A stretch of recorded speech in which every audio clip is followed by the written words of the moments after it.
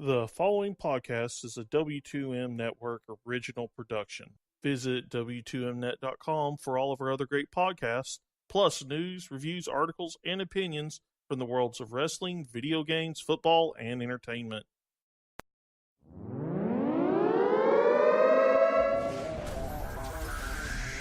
Wrestling to the Max, Monday Night Raw, review.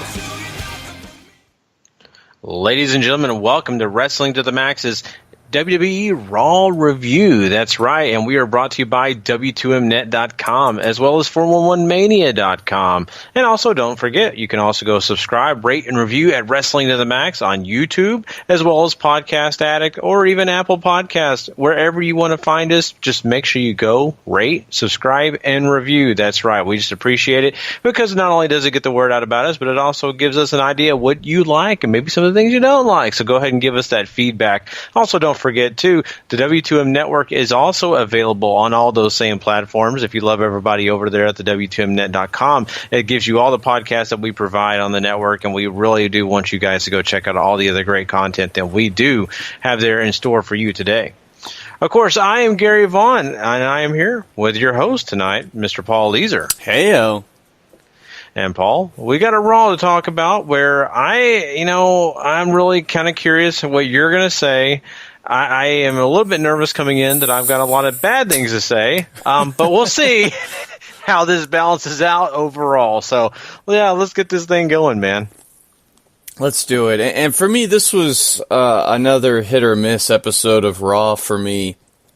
But we're going to start with maybe the biggest hit of the night, and that's this opening segment. After the opening credits roll, we get some highlights of all the stuff that's been going on between Dean and Seth as they struggle to try to trust each other, while Sheamus and Cesaro have seen fit to just beat on them at every turn to keep the challengers down and uncooperative. And this leads to Dean coming out. He's all fired up. He knows what's on everybody's mind, and that's where he and Rollins are after last week when, of course, he put his, as he says, put his butt on the line, put himself out there, and went for the fist bump, and Rollins just sort of said, you know what, no. So Rollins comes out later and says, Ambrose, you've been playing games with me. I've done everything I can to show you I'm not this person anymore. And maybe this Shield reunion just isn't meant to be. But you know what? Whether we're against each other or whether we're fighting together, we bring out the best in each other. And I feel like we can overcome this. So we get a tease of the fist bump after, Dean sort of starts doubting him and doesn't want to do it. And finally, Rollins, pulls back and Ambrose does it, and then Rollins refuses, and then they start fighting each other. And eventually Dean just sort of bails. Sheamus and Cesaro come out. They start attacking Rollins, but here comes Ambrose in to make the save, and at the end, we finally get our huge fist bump that they've been teasing for weeks. This was really, really good. The crowd was insanely hot for it. It feels like the natural progression of the story because these guys have gone through so much not trusting each other, and either they've had enough of Sheamus and Cesaro or whatever they said tonight finally mended the fence. But here we are, 2/3 of the Shield back together, Gary. Yeah, and, I think the premise and everything they've added up to has actually been something that's positive, I guess I can say, because of the fact that it's really common sense. It gives you history. Mm-hmm. It gives you a build. That's exactly what you want to do, especially when you're heading into a major pay-per-view. And I think that's fine. I think the one thing that still kind of lingers with me is the fact that both Ambrose and Rollins came off such bad feuds. Mm-hmm. I think some of that still has lingered with me a little bit. I'm still trying to find myself back in the mood of being interested in these guys again. And then you throw Sheamus and Cesaro in the mix, and I guess that makes it exciting. Those two guys are kind of fun to watch. And of course, throwing them in here, I think, kind of gives them that little bit of a vibe of, hey, we've got something important to deal with. It's not just about our personal problems. We've also got this other couple guys who just won't leave us alone, and let's just take them down. And so that's great, and that's dandy. the one thing, though, that does bother me about this whole presentation is the fact that they kind of keep going back and forth, which I get that's the deal. They're supposed to be doing that.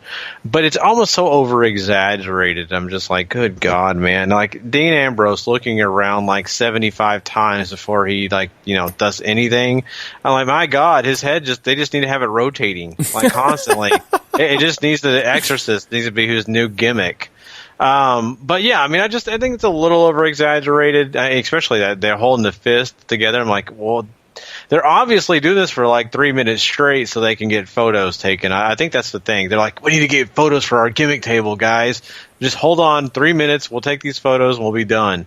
That's what it felt like at the end there. So yeah, I know it's a little picky, all this stuff, but I just kind of think it's over exaggerated. And then also the other thing is, I think Cesaro and Sheamus saved us from a Brokeback Mountain, because these guys, it was almost like getting really like lovers quarrel situation out here. I mean, I don't like you. No, I don't like you. Let's fight. And I was starting to wonder. So, yeah, it just got a little weird for a minute there for me. So I think overall, sure, this is going to work out. I think when we get to SummerSlam, you can be excited. 2/3 of the Shield are together. But, I mean, I don't know. I think the crowd is what really put this over for me. I don't even know if they did it themselves. I think really the crowd helped me care about this, because they were super hot for this. I mean, you would think that they were all wearing Shield T-shirts in the audience. Mm-hmm. Maybe some of them were. It's a big arena, but for me, this, like, I'll give you the fact that neither Dean or Seth have been super hot recently. But since they sort of started teasing this and all of that, I'm a sucker for a well-told story. And I think it's been done very well between these two. And for a division that needs a tag team, and a hot one at that, these two come in and offer instant credibility. I think everywhere they go, the fans have been into what these guys have been doing. And despite the fact that they may not be as hot as you wanted them to be, they're certainly managing to pull you into this story very effectively, I feel like.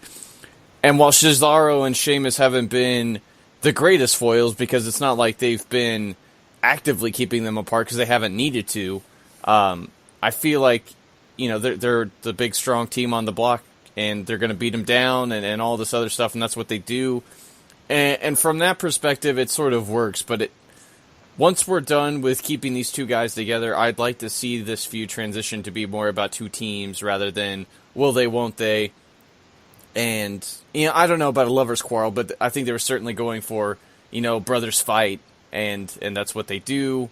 And then they make up and finally fist bump at the end, in this case, or kiss and make up if we're going by the quote. But and maybe that just speaks more to what you were thinking of. But yeah, well, that's a lot more action. You know what I'm saying? Yeah. No, I'm making jokes, and really, honestly, you're right. This is more towards the brother stuff, and I get all that, and I'm not, like I said, I'm not against the story. I think the story is there. I think they've done a well-done job really kind of building it together. I just think some of the things they did here, it took up a lot of time. They were really over-exaggerating it. And I get that. This is entertainment. That's what they're trying to do. This is not just about what Gary likes. It's what an 8-year-old kid in the crowd is going to want to see. It's what the mom at home sitting on the couch is watching with her kids, and she's like, oh, this is so dramatic. This is like watching Grey's Anatomy again. That's what they want. And that's good. It's just, to me, it's a little overdone. It's hard, though, because, me and you both watch a little stuff on the indie circuit. We watch Ring of Honor, different shows, and they don't give you that like this. So sometimes I kind of see it more than I think other people do. I think that's a very fair point. So let's go ahead and move along, because there's a lot of other stuff maybe I don't want to talk about. So let's get this one out of the way first. First thing, Kurt Angle's backstage with the Hardys, and he has to tell them that the Revival can't compete at SummerSlam, obviously, because Scott Dawson has hurt his shoulder. The Miz and the Miztourage show up. They're upset about Brock trying to murder them last week. I think that's, a very rightful comment to have. And they kind of go back and forth for a little bit. Curtis Axel's going to take on Jason Jordan tonight, even though after he couldn't last week. Miz says, no, I see what you're trying to do here. I'm going to be the one to fight your son. I'm going to put him in his place. And a ref shows up to inform him that there's an issue between Finn Balor and Bray Wyatt. So splitting off from there, we see Balor and Wyatt. They've obviously gotten that fight backstage. There's finally enough people back there to separate them. Angle decides that they're going to have their fight tonight instead of waiting for SummerSlam. And at this point, I'm sort of shaking my head because this isn't the first match from SummerSlam that they're going to blow early. And honestly, it's a little bit of a surprise here. It's not like Finn and Bray have a bad match here. They get a little north of 10 minutes. Bray Wyatt surprisingly wins and then hits another Sister Abigail after the victory. And pretty much, I didn't know if he was going for paint or blood. Larry here at 401 thought it was jam. So clearly, I'm not the only one who's confused out of all this. But eventually, this gets booked into Bray facing Finn Balor as the Demon at SummerSlam. So, I was not a fan of this really at all. You know, I understand for the fact that they want to maybe put a match together where people are getting interested in it, and then it falls short of what their expectations are, or maybe the fact that Finn Balor losing this match against Bray Wyatt doesn't leave a great taste in their mouth, so they're hoping that you'll tune in Sunday so you can watch Bray Wyatt lose at the pay-per-view. That's what they probably are going for here, and that's what it is. Mm-hmm. I think in the end, though, to me, the match wasn't anything super spectacular. It was fine. I actually don't have any negativities against the match. It's just a Raw match. Got it. Good. I think the other components, though, are kind of special. I do like Bray winning. I mean, sure, winning at SummerSlam would probably be the bigger thing to help his character and help him personally. But I don't know if that's going to happen. I really don't think it is. So this is good. At least he can say that he did be, the Finn Balor, and I was almost said the Demon. I can't say that because it's not the Demon, it's just Finn Balor. Mm-hmm. But he beats him, and then now he pours this stuff all over him, and you're having this carry moment, right? And you're thinking it could be blood, it could be jam, and maybe kind of want to go to IHOP. But here's the thing.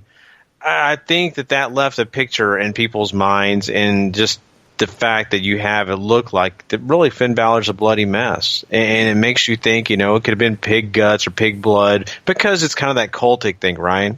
I mean, that's pretty much what he's trying to go for, I think, for the most part. So in my imagination, it's blood. For everybody else who wants to think what they want, that's fine. It's good that they left that open. I don't know if you agree, Paul. I'm glad that they left it open. They didn't say, "Oh no, that's jam." I'm glad they just let it be.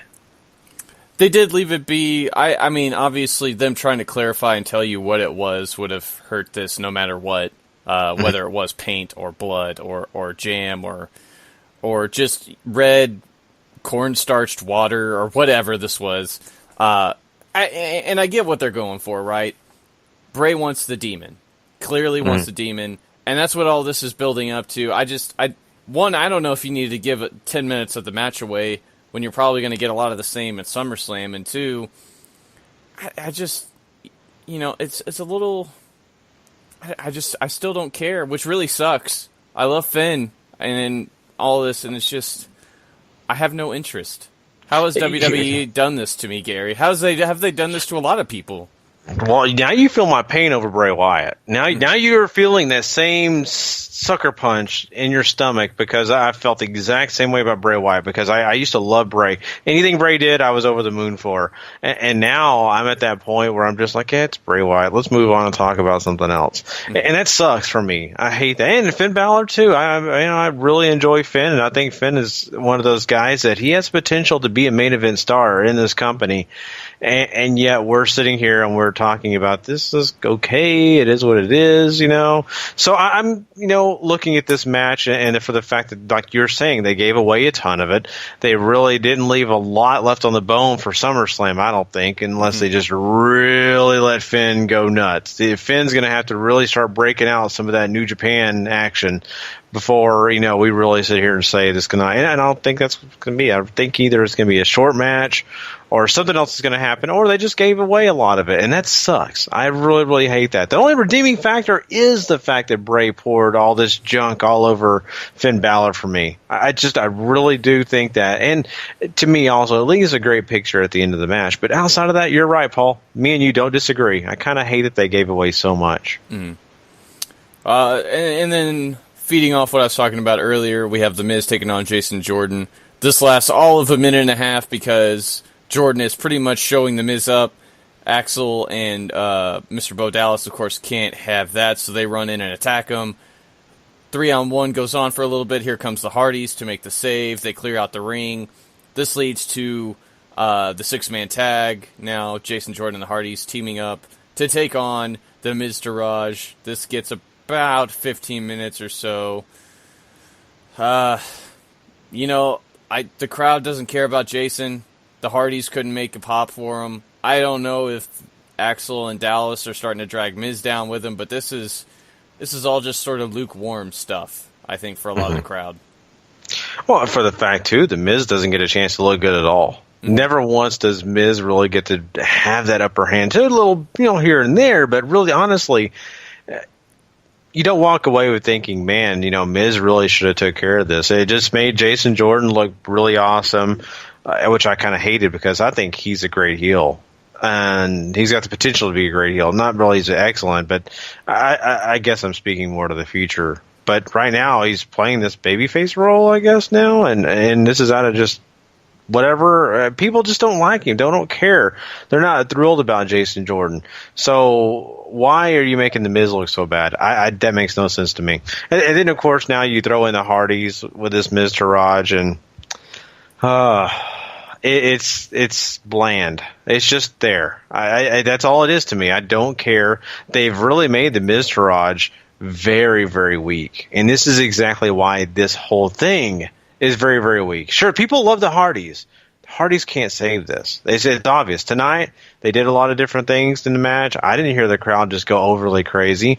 They're just like, oh, whatever, And that's a problem. That's a big problem. So, to be honest with you, Paul, I don't know how excited you were, but I was pretty thrilled about the Miz Taraj. I thought, okay, cool. Miz is doing really good. He's going to build up Bo Dallas. He's going to build up Curtis Axel, and maybe they can start to do things on their own. Right now, no, like you said, is it them dragging Miz down, or is it WWE just booking them to keep them down? I don't know. Yeah, I mean, there's so many people now who are just sort of starting to make the Miz and company, let's face it, look like trash. Obviously, getting run over by Brock does nobody any favors except Brock, and even that's diminishing returns, I think, at this point. And I see what they're trying to do with Jason, right? They have this big story around him. They want him to be something for the brand now, and people ain't buying it because it's fake. And you can't really fabricate this sort of thing anymore, I think, in the world of wrestling. I think you couldn't do this kind of thing in the 80s, honestly. But you're right. This either needs to go a direction where Jason ends up starting to try to prey on Kurt's goodwill towards him to turn himself into a star, or they need to scrap this and just sort of let it go away quietly, because it just doesn't feel like it's working. And if The Miz is going to be victim to all this, I don't know if I'm okay with that. Yeah, me too. It just so sucks because The Miz has been a kind of a bright spot for us, especially when he was on SmackDown. You thought, man, this guy is just doing so well. Coming over to Raw, you had high hopes, and you kind of felt like he had that opportunity to be what he was, but then they started putting him in these feuds, and it just started going downhill from there. So I just hope some way, somehow, they can try to revitalize this whole group and do what they can to make the Miz Taraj mean something. The way they're treating him now is just, it's not going to work, and pretty soon no one's going to care. And that's a big, big bummer for me. And, I hope they don't even take the Hardys down with them, because the Hardys don't need to be involved in stuff like this. I get it. You want the Hardys at SummerSlam. They need to be there. They need to find something to do, but it did to me, once again, Jason Jordan is not well liked by the crowd. It's a weird mixture with somebody who is well liked by the crowd, like the Hardys. Mm-hmm. Absolutely agree. And let's move on to this other thing that they just straight up gave away from SummerSlam as Neville defends the Cruiserweight Championship against Akira Tozawa. This is a very, very good match, first of all. About as good as what we got on the pre-show back at Great Balls of Fire. I'm kind of miffed that they did this here, but Akira Tozawa does end up winning. Neville misses the red arrow. He goes up and hits the senton to get the pin. We get a big celebration from the Titus brand as Titus O'Neil and Apollo Crews come in to celebrate with Tozawa and hold him up and all that good stuff. And really, this is a feel-good moment, and the crowd bought into this big time. And later on in the show, we realize now that they're going to rematch at SummerSlam, as Tozawa will defend against Neville. I don't have any problems with what we got in the match. I have a problem with this not happening at SummerSlam. And I feel you on that, and I understand that. Really, to be honest with the thought process, because of the fact that SummerSlam is supposed to matter, and you're tuning in for those special moments, so you just took away another thing from SummerSlam. It's almost like they've got a plan for SummerSlam that does not involve all these things that they built up to. And what are they going to do? Have a guy come out and perform a concert and take up 30 to 45 minutes? Is that why we're having to give away stuff? Not. It just makes me concerned. I know, right? But it makes me concerned that they're giving away so much on this Raw that they basically have time or something that they can do other things in 4 hours. So, needless to say, I'm very happy with the match. Great for a Monday Night Raw. For Akira Tozawa to win this belt, it either speaks two things to me. One, they just wanted a special moment on Raw to maybe pop the viewers, that maybe people understand that Raw still does do title shots and people still do win titles on Monday Night Raw. Two, really, this could be a one-and-done thing, at least for the moment, because maybe Neville comes and wins it at SummerSlam.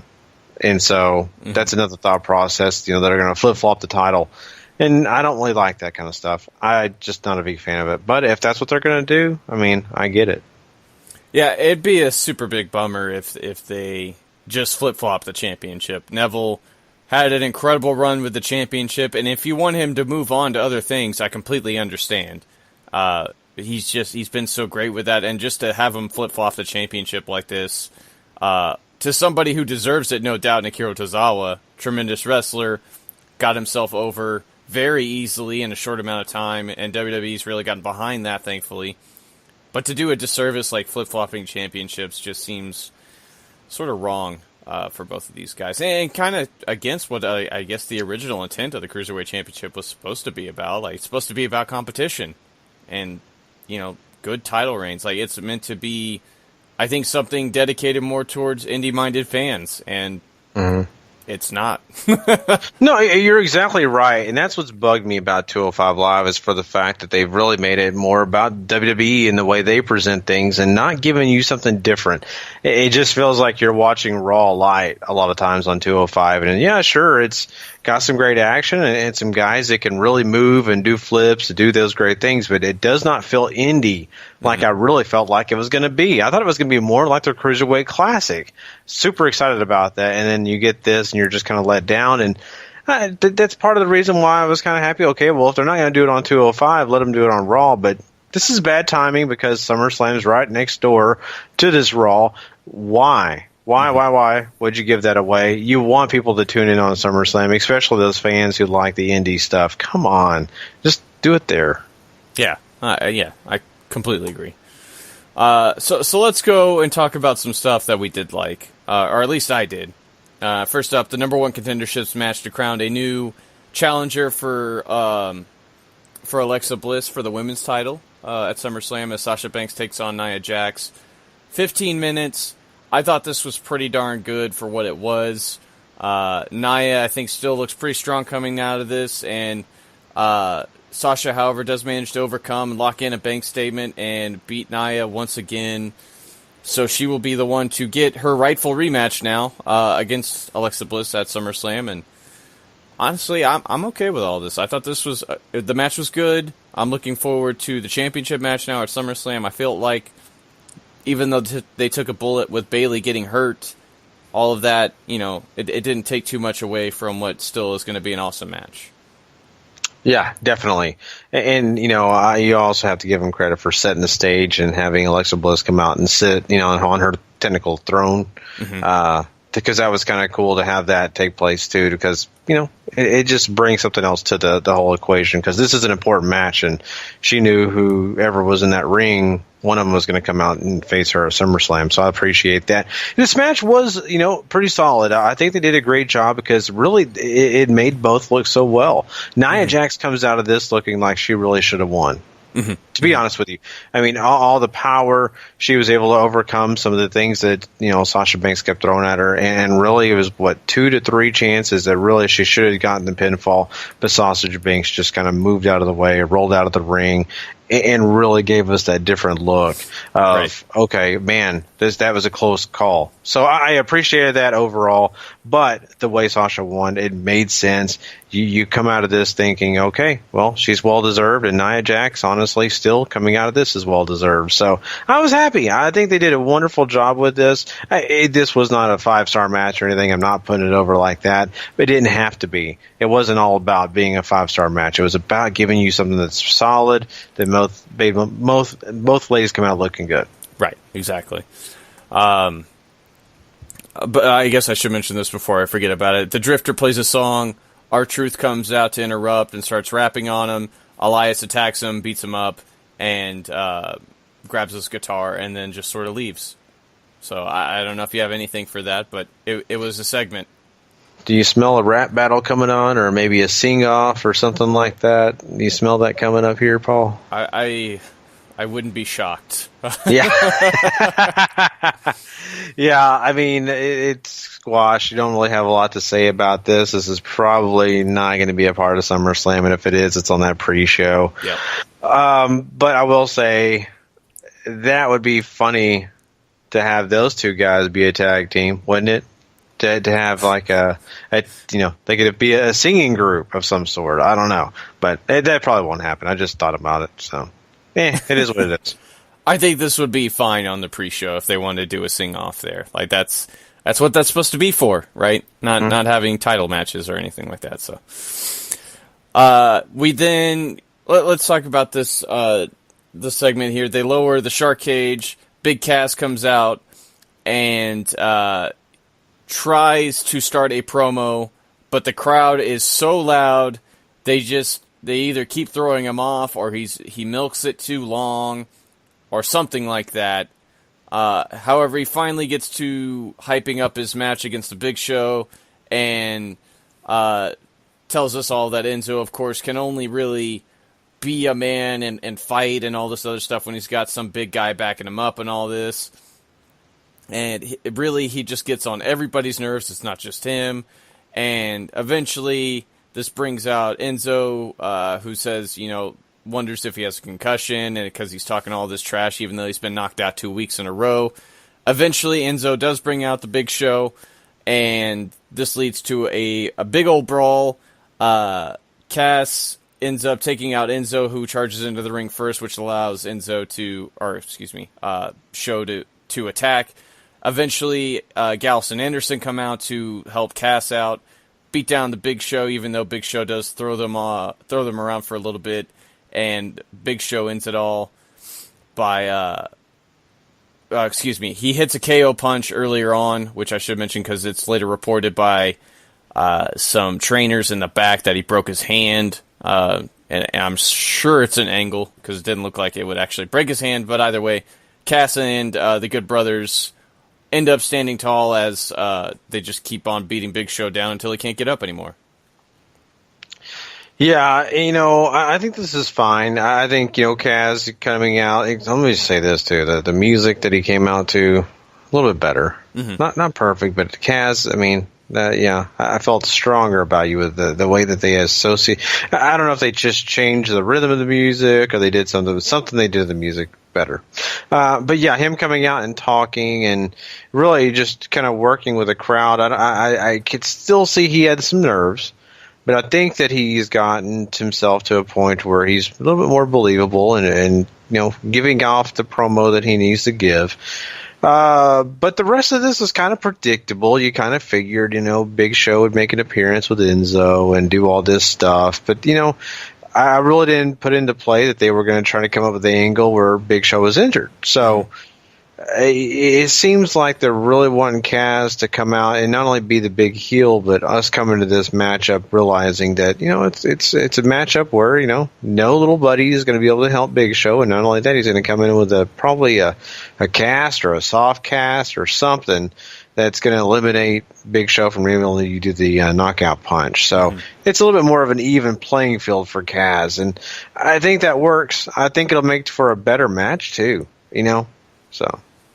It also gives Big Show a believable way to lose now, because I don't think they're going to let Big Cass lose so soon into a singles run. So there's all that too.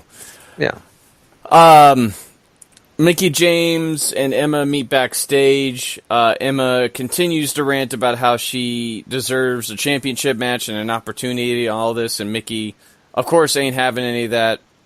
Reminds Emma that, hey, you're the one that tapped out last week in that triple threat, and maybe we should have a match tonight to kind of put all this to bed. They do. Mickie wins. It's a match. It's really about all I can say. Not great. Not match wise. I mean, it's okay. It's I think what we kind of expected. I will say though, I think at least the little backstage interaction, it worked for me. I mean, maybe it wasn't super thrilling, but I appreciate them addressing a couple of things, the social media stuff, and I think they also addressed the fact that Mickie James still is working for WWE for the most part, because a lot of times you don't get a chance to see her, and heck, even let's be honest, we don't have. Now I'm blanking on her name. I'm having a brain fart here. Emma. You don't get a chance to see her either, for the most part. So I'm glad they got a quick match here. This is kind of like a cool down, if you want to call it that. But it also makes it more intriguing with Emma losing again, and I think it's going to light the fire. I kind of like the way that they're going about this. I think Emma's going to come out and become a bigger heel and be even better and start to win matches compared to losing them. So. And then all we really have left to talk about now is the main event segment, where all four men in the Universal title match are going to go face-to-face. Brock Lesnar and Paul Heyman come out first. Angle has come out before all this to have security surround the ring, so that way, he has the illusion of control, essentially.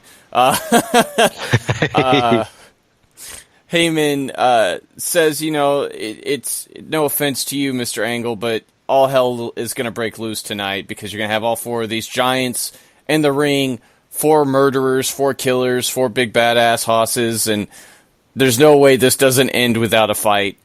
But when Brock loses, if Brock loses the championship, a long way down the line and all that, it will be because somebody was better than Brock, not because it's going to be a 1-on-4 situation and all this, and somebody's not going to get lucky and all these other things. And this eventually brings out Samoa Joe first, who restates a lot of stuff I think he said before. He's not afraid of Brock Lesnar. He's going to choke him out. He's going to take the title away from him. All this good stuff. Here comes Braun. He's not done with anybody yet. He was the last man standing last week. He's going to be the last man standing again on Sunday. Here comes Roman Reigns. Roman ain't got time for words, though. It's time to fight. And we have this big old brawl. Security tries to break them apart. They fail spectacularly at times until eventually it's just down to Brock and Braun as they sort of just start roaring at each other and tossing guys and keep on bringing in more guys. And eventually they get enough people into the ring to seemingly try to separate them. And then, of course, that fails. And then the show ends with just a big brawl. So I thought this was cool. Like, this is everything you want to see on Sunday. You're just, you're getting a little taste of it now. Exactly, and it really, made these guys look like just complete juggernauts. Mm-hmm. All of them come out looking, like that they could, do anything they wanted to anybody in the room. So that's what we want to see. That's one of the bigger matchups on this SummerSlam card, and I'm pretty happy with it. I think Paul Heyman, being the guy that spoke the longest in this whole thing, Really, it wasn't old hat. I was kind of concerned, and sometimes, to be honest with you, Paul Heyman just kind of cuts the same old promo, and he tries to be entertaining, but it's just, man, you just tell me the same story over and over again, and this was the same story, but yet he kind of came at it from a different angle, I felt like. It added a few things that were important, and so, I mean, I just got to give him credit for that. But yeah, I mean, outside of this, I think it's a great way to end Raw and send it off in a SummerSlam. You know, we'll yet see what SmackDown does at the end of their show, but I think for Raw, they did a great job in capping it off, getting us ready for, this Sunday. Mm-hmm. They did announce tonight that tomorrow on SmackDown, Cena is going to go one-on-one with Jinder, so you have that rip-roaring match to look forward to tomorrow night, but as of right now, Gary, all we have left to do is to slap a number on this bad boy, so what you going to give it? This was an okay go-home show. I think there were some moments where you felt like that, they got you ready for SummerSlam, and I think there's others where they were just basically saying, we're just going to give you this because at SummerSlam we're going to do something different. And that sucked for me in a way. But I get it. They wanted you to have some big matches for this Raw, and maybe they were trying to get viewership up.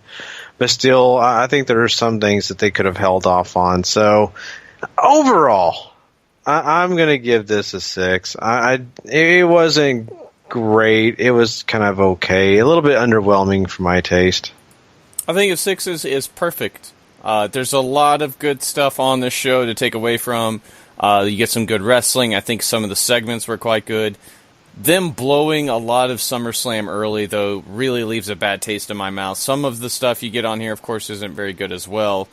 It's another hit-or-miss episode. It's just fortunate that a lot of the good stuff that they've built is really good, and everything else is the typical WWE stuff where you're either into it or you're not, and then, of course, you get the usual, I don't want to say trash segments, but stuff that's not as good. And that's all here on display yet again, so 6 sounds right. Yeah, and one thing before we get out of here, I just want to say this. They announced on Raw, of course, that, Finn Balor taking on, Bray Wyatt's going to happen, of course, but they basically came out after the whole situation between those two and announced, the Demon's going to be there, and then they had a picture of the Demon versus Bray Wyatt, and I don't know if I really cared for that. I know I should have mentioned this earlier, but I just thought about it. What did you think about that, Paul? Because I kind of thought that's a little bit cheesy. I wish they'd let the Demon be make his appearance. Don't do it on a picture. Yeah, they wouldn't have done the paint or blood, pig's blood, whatever that was segment. That's enough foreshadowing, right? I don't know if you need a picture or anything like that, but I mean, maybe they do. Maybe they're so worried people aren't going to be watching or something like that they want people to know, hey, the Demon's going to be here at SummerSlam. You should really watch this. Mm-hmm. I'm right there with you. It kind of bummed me out because the reason I love the Demon so much is because it's that wow factor, and you kind of take it away when you advertise the crap out of it. Mm-hmm. So, yeah, well, hopefully, it's better than what they're making it be. So, but yeah, that is, of course, our Raw for tonight. Want to let everybody know we'll be doing a special post SummerSlam podcast. That's right. We do them after every pay-per-view. So we want you guys to come check that out. And of course, if you want to hear our predictions for this show, you have to tune in this Friday morning. We will be doing all our predictions for NXT TakeOver Brooklyn and, of course, SummerSlam. So if you want to come check that out, it'll be on part 2 of episode 260, and you'll get all that information and it really get all of our predictions right there in that one podcast. Hey, and come and check us out for part 1 of episode 260. Of course, you can go check it out right now if you're listening to this. It is a great show because not only do we cover a lot of the big news topics this week, but we also get into some Ring of Honor talk and a lot more that you guys are not going to want to miss. Trust me, great episode. But anyway, well, guys, we thank you once again for joining us. Make sure you go check out W2Mnet.com, go check out 411mania.com, as well as go rate, subscribe, and review at Wrestling of the Max or the W2M Network. Until next time, guys, we will catch you guys down the road. Have a good one, guys. The following podcast is a W2M Network original production. Visit W2Mnet.com for all of our other great podcasts, plus news, reviews, articles, and opinions from the worlds of wrestling, video games, football, and entertainment.